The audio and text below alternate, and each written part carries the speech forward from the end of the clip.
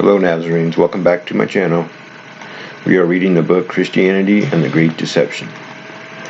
Let's continue in chapter 7, How the New God Was Created, called Jesus H. Christ. What really happened at the Council of Nicaea? At the Council of Nicaea, Constantine gathered together all the presbyters, pagan priests of his day, and all their gods and all their saviors, and had them debate together in an attempt to create one composite god.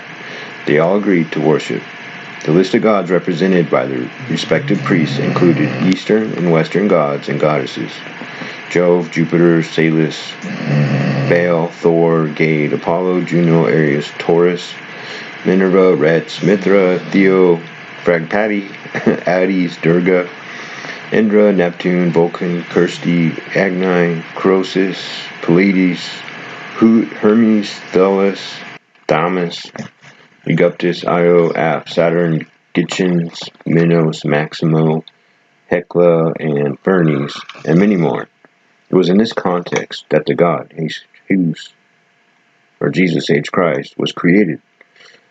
The long list was then narrowed down to the main gods of the Roman aristocrats: Zeus and the son of Zeus, Apollo, and the gods worshipped by the bulk of the common people: Julius Caesar and the sun god Mithra, along with the Eastern god Krishna. Up until the First Council of Nicaea, the Roman aristocracy primarily worshipped two Greek gods, Apollo and Zeus. But the great bulk of common people idolized either Julius Caesar or Mithras, the Romanized version of the Persian deity Mithra, who was an incarnation of the Babylonian Tammuz. Caesar was deified by the Roman Senate after his death, 15th March 44 BC, and subsequently venerated as the divine Julius, very close to the name Jesus.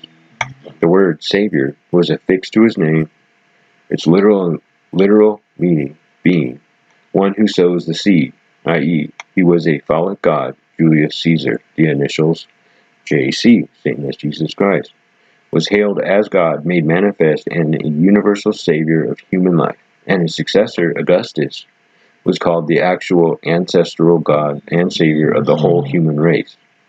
Man and his gods, Homer's myth, Little Brown Co. Boston, as a reference. 1952. So Julius was known as Julius Christos, making it very easy for his followers to accept the new God, Jesus Christ. Emperor Nero, whose original name was Lucius Domitius Enobarus, was immortalized on his coins as the savior of mankind. The divine Julius, as a Roman savior and father of the empire, was considered God among the Roman uneducated pagan population for more than 300 years. He was the deity in some Western pagan priestly texts, but was not recognized in the Eastern or Oriental writings. So Constantine was forced to include the Eastern realm of God, Krishna. Constantine had a political problem that required a religious solution. He had to come up with a god that those who worshiped Julius would accept, that would be acceptable to the factions in the Eastern and Orient who worshiped Krishna. All of these gods, Jove, Jupiter, Selenius, Baal, Thor, Gade, Apollo, Juno, Ares, Taurus, Minerva, Rex, Mithra, all of those, and many more, were nailed down from literally hundreds down to 53, and then after much debate, down to only 5. Through balloting: Caesar, Krishna, Mithra, Horus, and Zeus. Reference: Historic Ecclesia, Eusebius, 325. To make a very long and detailed short story, the council could not come to a decision on just one god they could all accept. So Constantine exercised his authority as an emperor and high priest to consolidate the three primary gods that would effectively represent the Greek masses and the Eastern and the Oriental regions of the Roman Empire. Every one of these so-called gods are nothing more than later incarnations of the Babylonian religion, whose savior was Tammuz, the second member of the Trinity and Son of God. These names simply changed at the Tower of Babel. So Constantine chose the following gods to unite his empire: To placate the powerful British factions, he chose the great Druid god, which was the sun god Hesus, an incarnation of Nimrod Tammuz. To placate the faction from Egypt, he chose the Assyrian sun god Horus, an incarnation of Nimrod Tammuz. To placate the Eastern Oriental factions, he chose the Eastern savior god Krishna. Krishna is Sanskrit for Christ, an incarnation of Nimrod and Tammuz. These three main sun god saviors were then united into one composite deity called Hesus Horus Krishna, which later became known in its English-derived name as Jesus H. Christ, satisfying the Julius, Hesus, Horus, and Krishna faithful who made up the vast majority of his empire. Constantine now had a god for his new religion, which was not new at all, but the rebirth of Babylonian sun worship. A god easily acceptable by all throughout his realm, except true followers of Yahusha, whom he simply had killed in the Inquisition. The new god of Constantine's religion. Now let's review the gods that made up the new composite god for the newly formed, yet known by all pagans as very old, state religion of Rome.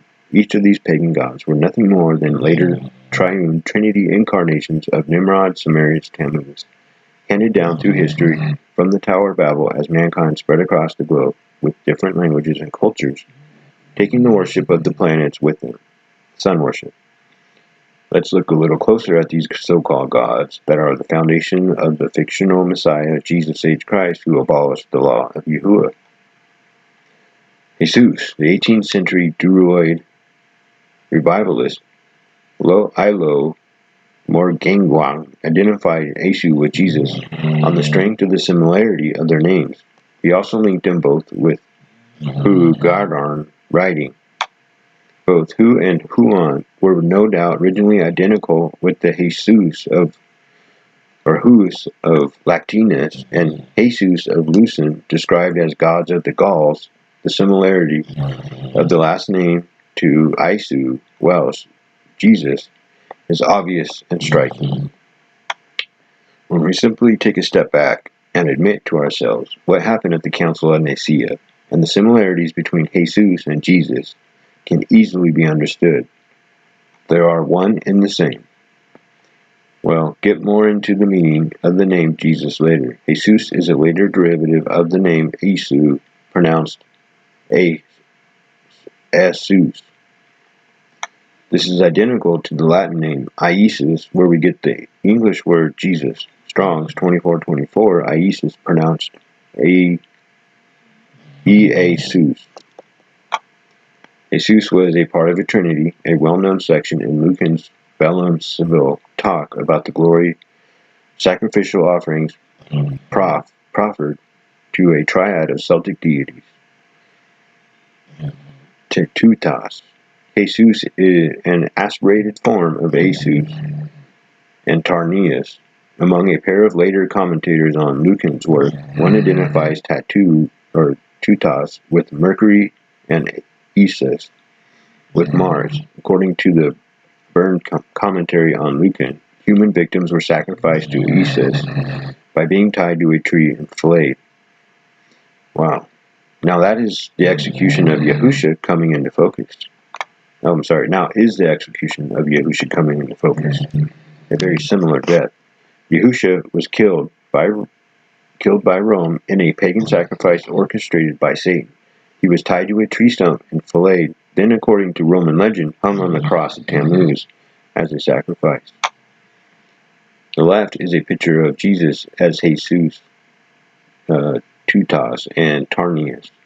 Right is a triune god worshipped by the Vikings, was another version of this triple deity of Jesus, Tutas, and Tarnius.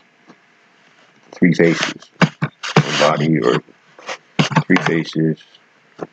One body with 6 arms. Very strange.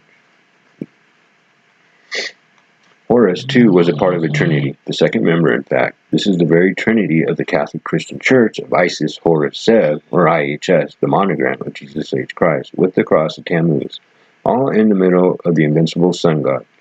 Below is a picture of the Catholic monstrance that today represents Jesus H. Christ. In fact, Horus was none other than the Egyptian manifestation of Nimrod reincarnated as Tammuz. The same mother and son marriage relationship existed with Horus and Hathor in Egypt, just like Babylon between Semiramis and Tammuz. Horus was the Egyptian Tammuz that was reincarnated God from a virgin birth by the raised spirit of the sun. His mother Hathor is none other than Ishtar, Semiramis, the Babylon lord. To this day, they remain intact in the fundamental doctrines of Christianity. Wow. The earliest recorded form of Horus is the patron deity of Nekhen, another name for Tammuz, in Upper Egypt, who is the first known and national god specifically related to the king, who in time came to be regarded as a manifestation of Horus in life and Osiris in death. The most commonly encountered family relationship describes Horus as the son of Isis, Ishtar, Semiramis, and Osiris of Baal, Nimrod, Lord. But in another tradition, Hathor is regarded as the mother and sometimes as his wife, just like Tammuz and Semiramis. Horus served many functions in the Egyptian pantheon, most notably being the god of the sky, sun, war, and protection. Krishna was the second member of the Hindu trinity, just like Horus and Tammuz, and Jesus are all second members of their respective pagan trinities. Krishna, in fact, was simply the Hindu incarnation of Tammuz in their language and culture. Many progressive Christian scholars go so far as to admit that the Hindu source for many of the events in Jesus' life, and is a topic we're studying, many non-Christian belief systems, including Hinduism, permeated the Mediterranean region in the 1st century CE, Common Era, where Christianity was born. The word Krishna is Sanskrit for Christ, and over time the word evolved from Krishna to Krishetto, then to Cresto, and then to Christ. It means the anointed one, and the meaning is very different from the Hebrew word Messiah. We see Jesus and Krishna portrayed in paintings, and the similarities are striking, complete with the solar deity trait of the cross of the zodiac in front of the blazing sun. Wow.